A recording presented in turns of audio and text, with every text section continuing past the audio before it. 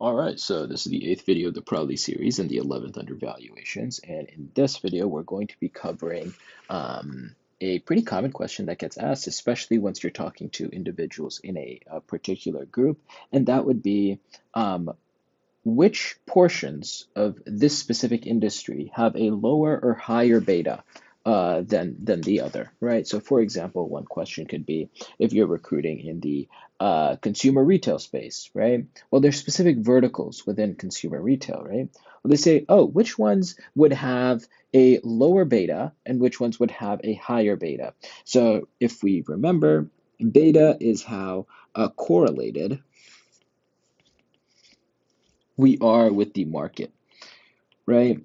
And a higher beta means uh, more volatility, and a lower beta means it's less volatile, right? So essentially, if the market moves 10%, something with a beta of 1.5 would move 15%, whereas something with a beta of 0.5 would move the market moved 10%, it would move 5%, right?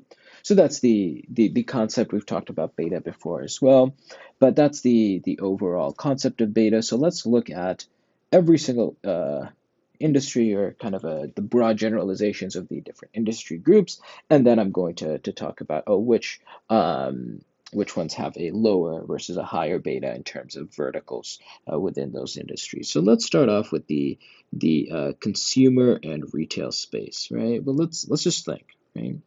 Something with a lower beta would probably be something like tobacco, right? I mean, I am sure that regardless of how the economy is doing, people are going to want their cigarettes, right? At the end of the day, one of the last things that people will do if the economy is bad is give up on their cigarettes, right? They might kind of cut down on some of the discretionary spending, but their cigarettes are kind of like a staple, right? Now, let's look at something that's on the higher end, right? Maybe like luxury goods, right? So any luxury goods, people are much more likely to kind of give those up if the economy is bad, right? Spend less money on it, so it's going to kind of be more correlated with the market cycle. And let's look at the industrial space, right? So the industrial space, well, what would be lower, right? Well, in my head, defense should be pretty low, right? Regardless of how the economy is doing, there's a specific amount of spending that needs to happen on defense. I don't see that being lower than the overall market, right? And I think you can make a pretty strong defensible position for that. Now, in terms of what's higher, well, probably like air transport, right? People aren't going to go on vacations as much, so I would say that air transport's probably higher. So let's move on to FIG, right? What would be lower? Well, insurance companies, right? Insurance companies get their money regardless, right? The premiums come in no matter what. So typically, insurance companies are going to be lower, and then higher is what we're kind of looking to get into, right? Investment banking and brokerage firms. Right? Those typically have higher betas, right? They're more correlated with the overall market, right? Or strong, not more correlated, because more correlated means that it's closer to one. They have a stronger core, like a stronger like movement, if that makes any sense, right? Like this example up here. So I shouldn't say that they're more correlated, right? Because more implies that they are closer to one. They are more volatile. And so TMT. Um, well, let's think about what is typically lower. I would assume that telecom and like cable TV, like cable TV. I mean, people aren't going to shut off their cable TV just because the economy is doing bad, right? So I would assume that cable TV, telecom, like the communication side, might be lower, and then higher. Something that comes to mind is like the semiconductor industry, right? Let's think of let's healthcare, right? Yeah, healthcare.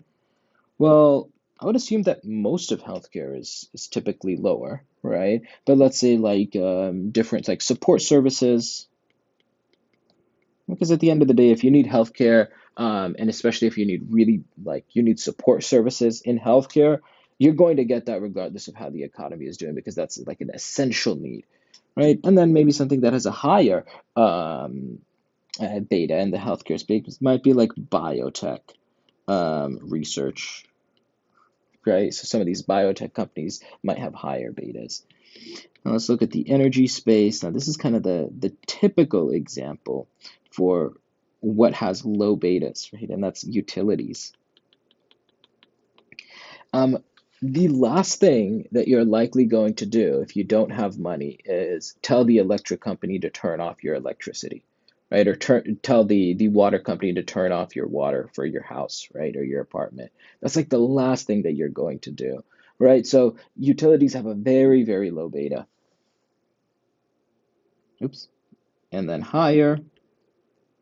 Um, I guess maybe like oil exploration, right? Like exploring for new oil. Now, I don't know if this actually will have a higher beta than the overall market, right? But I mean, at the end of the day, in relation to other things in the energy space, I would assume that this has a higher beta, right? So hopefully that's been helpful in terms of kind of understanding how beta functions in the real world, and which kind of industries have um, higher betas versus lower betas, and wherever you're actually recruiting, you can kind of give an example of one on the lower side, one on the higher side. So hopefully that's been helpful.